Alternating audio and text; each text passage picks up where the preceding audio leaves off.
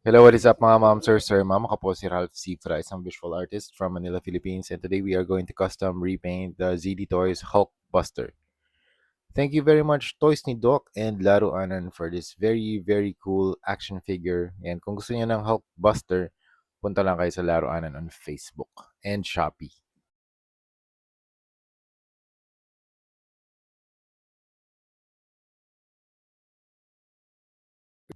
Okay, first step, we are going to use Bosni number 4 flat black for our primer. So, isprayan lang natin yung figure ng spray paint, lahat ng parts. Pero imamask natin yung mga LED and yung mga buttons para hindi ma-sprayan.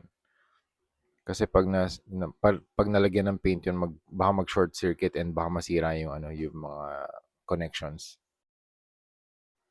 And then we are going to use gunmetal paint from Hero Paints para sa next layer natin. Yung dry brushing method yung gagamitin natin paint technique dito. Sa dry brushing, nag-add tayo ng additional layer of highlights and also weathering and emphasize yung mga sculpt details.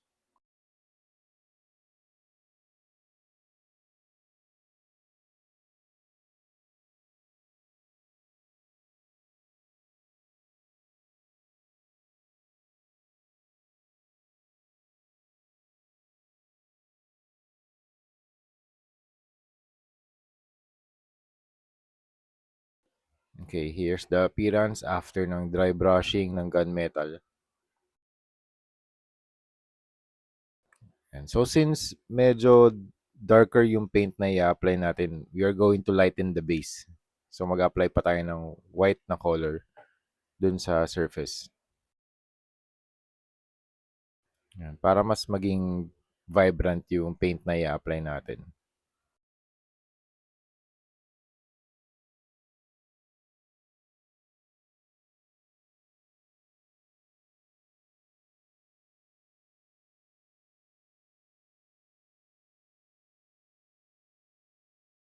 Okay, so here's the appearance. Ayan, medyo mas, na siya, mas lighter na yung ibang armor parts. Tapos, we are going to use intense violet and magenta. Ayan, mas vibrant na yung magenta. Kasi pag yung base niya black, baka maging lang siya, very dull.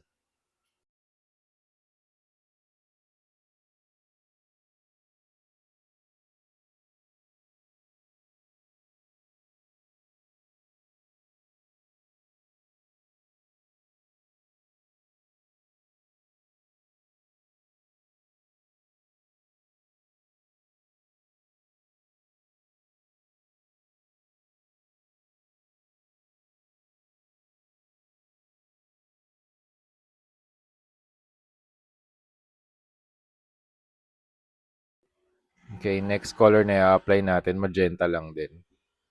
Kasi yung previous color merong halong intense violet.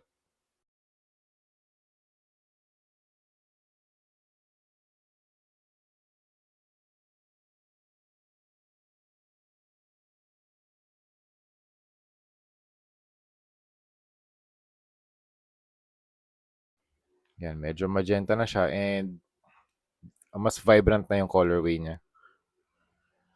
Next color, we are going to use coral blue and cobalt blue plus white.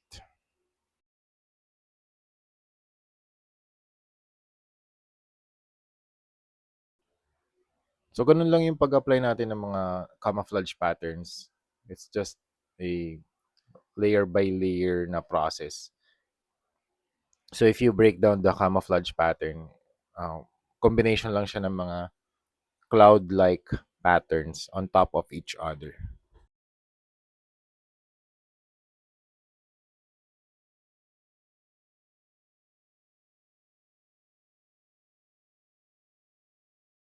And then yung next layer, Hero Paints, cobalt blue and white para mas lighter yung color. So this time, ilang layers na ba to? 1, 2, 3. I think third layer na to. Tapos kung medyo light yung color, pwede tayo mag-apply ng additional layer pa. Kumbaga, kasi iba yung rehistro ng pagkalapat natin pagkalapat ng paint dun sa surface. Tapos kunwari, medyo translucent pa yung paint. pwede nyo daanan ng second time.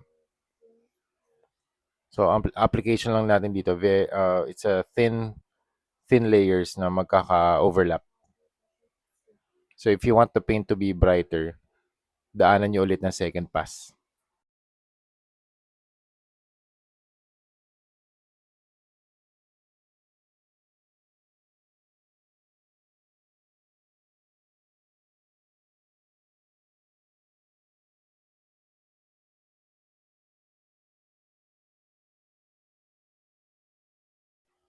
Alright. This time, fluorescent pink naman para mas vibrant yung pink.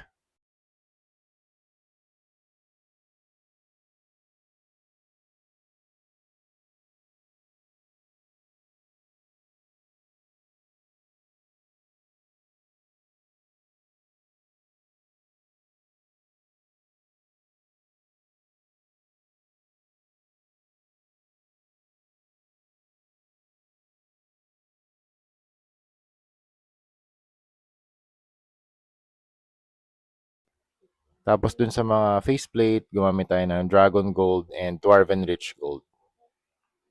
Usually, ginagamit ko to para magkaroon ng color contrast kasi very cool naman yung cool colors yung blue and yung pink medyo mas nasa cool tone din kasi may halong magenta yan eh.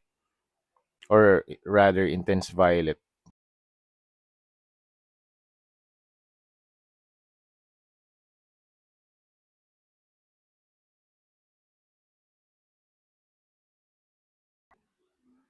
And there you have it. Done na yung ating Hulkbuster ZD Toys action figure. Medyo challenging lang ikabit yung action figure dun sa loob kasi may sensor yun sa likod eh. Yan. Pero after a few tries, nakuha ko na rin kung paano siya kinakabit dun sa back part.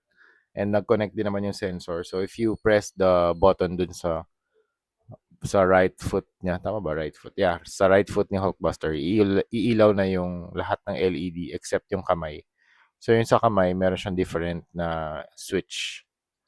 So again, thank you very much Toys ni Doc and Laro Anan for this very very cool collaboration project. If you want to know more about Laro Anan, punta lang kayo sa Laro Anan on Facebook. Marami siyang mga products na binibenta. ZD Toys, Funjoy, Batman, Iron Man, ang dami pang iba. And also, if you want to go to Hero Cafe yeah, I think nasa Las Piñas area yun. Punta lang kayo sa Hero Cafe na Facebook page and also you can visit Toys ni Doc na Facebook profile page. Alright, thank you very much. Ito na yung tutorial ng ating Hulkbuster na camouflage version. Thank you very much for watching and see you sa next video. Bye-bye.